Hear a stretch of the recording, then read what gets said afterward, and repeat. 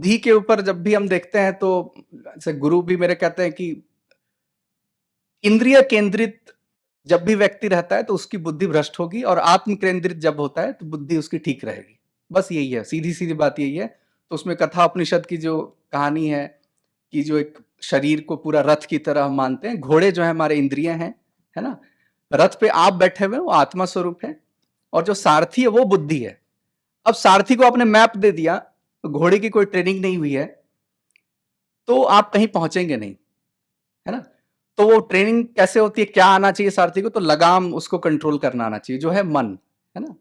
तो पूरे शास्त्र में कभी आप देखिएगा कि राजा बनने की जो विधि है या चिकित्सक बनने की विधि उसमें है कि इंद्रिय निग्रह, इंद्रिय जय होना बड़ा फंडामेंटल है।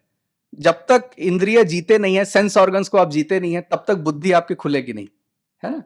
तो ऋषि इंटेलिजेंस में बात यह आती है कि बुद्धि के ऊपर कितना कार्य हुआ है, बुद्धि की सीमा क्या है, और बुद्धि के परे ये प्रोसेसेस क्यों अपनाते हैं। आप देखिए जो गुफा जाने का जो प्रोविजन आप देखते हैं, कोई गुफा जा रहे हैं तो कर क्या रहे हैं फंडामेंटली, सबसे पहला होता है कि वो सर्केडियन रिदम को बाईपास कर रहे होते हैं। मतलब क्या, सूर्य उगता है और सूर्य डूबता है, उसका हमारे शरीर पर प्रभाव पड़ता है, हम जगते हैं फिर हम सोते हैं।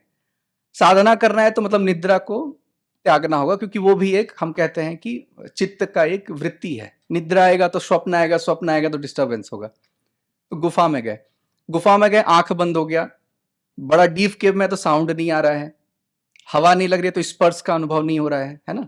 तो इंद्रिय जो है उसका जितना प्रयोग है उसको धीरे धीरे मिनिमलाइज कर रहे हैं, और अंत में ये भी कहा जा रहा है कि सांस की भी फ्रीक्वेंसी इतनी घटा दी है कि लेना ही बंद कर दिया है आगे जाकर के। तो पांचों जो इंद्रिय है हमारे उस पर काम करना बंद कर दिया। अब ये क्यों कर रहे हैं, जैसे दूर से कोई आवाज आ रही है और आपको उस आवाज को ध्यान से सुनना है, तो आप क्या करेंगे, आपस में जो बात करेंगे तुम थोड़ा शांत हो जाओ, थोड़ा टीवी बंद करेंगे, सारी चीजों को बंद करेंगे, तब जाकर के वो क्लैरिटी आएगी।